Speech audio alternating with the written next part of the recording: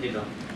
On the dirty bomb allegations that Moscow is making, I'm wondering if you can walk us through some of the potential scenarios that the U.S. sees here.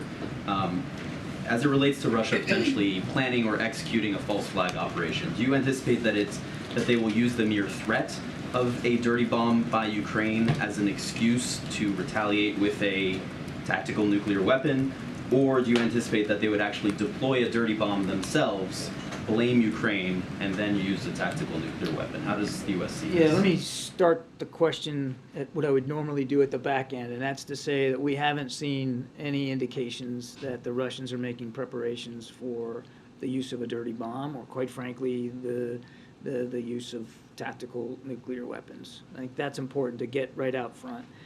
It is a common Russian play for them to blame others for what they are doing themselves or about to do themselves, which is why we took it very seriously when the Russian defense minister called the Secretary of Defense and said that they had information that the Ukrainians were fixing to use a dirty bomb. Obviously, it's a false allegation. That's not true. The Ukrainians have nothing like that in mind. They have no intention to do that. So that's why we take it seriously. Now, the question you're asking is, are they just using the threat of it, or are they actually doing it? Again, we've not seen any indications that they're making any preps to do that. I wish I could get inside the Russian mindset here and tell you exactly what they're thinking with respect to why they put this out there. I can't do that. All I can do is tell you we took it seriously. We've spoken about it publicly. We're monitoring it as best we can, and we're going to make sure that we can continue to do what we have to do to help Ukraine defend itself. So are you preparing for both of those scenarios?